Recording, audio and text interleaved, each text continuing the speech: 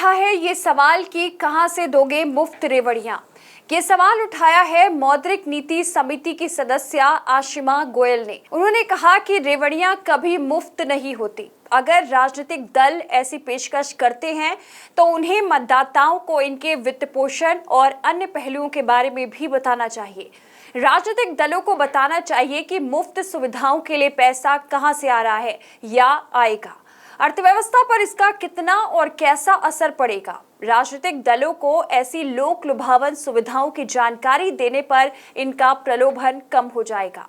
सरकार जब मुफ्त सुविधाएं देती है तो कहीं ना कहीं से इसकी भरपाई करती है। इन मुफ्त सुविधाओं की घोषणा से कीमतों पर भी असर पड़ता है। याद रहे, इस बहस की शुरुआत प्रधानमंत्री नरेंद्र मोदी ने की थी और कहा था कि मुफ्त सुविधाएं देना करदाताओं के पैसे की बर्बादी है। इससे न सिर्फ आर्थिक नुकसान होता है बल्कि भारत के आत्मनिर्भर बनने के अभियान को भी प्रभावित कर सकता है। इससे पहले हरियाणा के वरिष्ठ आईएएस और अपने 55 तबादलों से खूब चर्चित अशोक खेमका ने भी दो टूक शब्दों में यही कहा था कि मुफ्त रेवड़ियों की कीमत गरीब जनता को चुकानी पड़ती है। इसलिए जो नेता इसकी घोषणाएं करते हैं, कुछ जिम्मेदारी उनकी भी होनी चाहिए। सारा देश जानता है कि मुफ्त का सबसे ज्यादा नारा और वादा आप पार्टी के अरविंद केजरीवाल करते आ रहे हैं। इनके वादों का असर देखकर दूसरे दलों ने भी मुफ्त की घोषणाएं करनी शुरू कर दी है।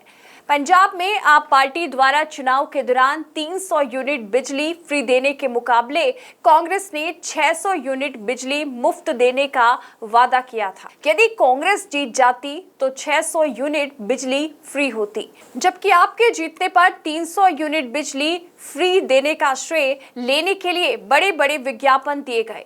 मुफ्त के प्रचार पर भी करोड़ों रुपए के विज्ञापन, ये कहां से आते हैं? एक करेला दूजे नीम चढ़ा जैसी बात हो गई है। जिंदगी में मेहनत का कोई शॉर्टकट नहीं है। चुनाव तो जीत जाओगे लेकिन वादे कहां से पूरे करोगे? कभी ये सोचा? एक से बढ़कर एक वादे और फिर निराशा। इसलिए तो कंडेला आंदोलन हुआ। वादे को पूरा नहीं किया और जनता ने सच मान लिया।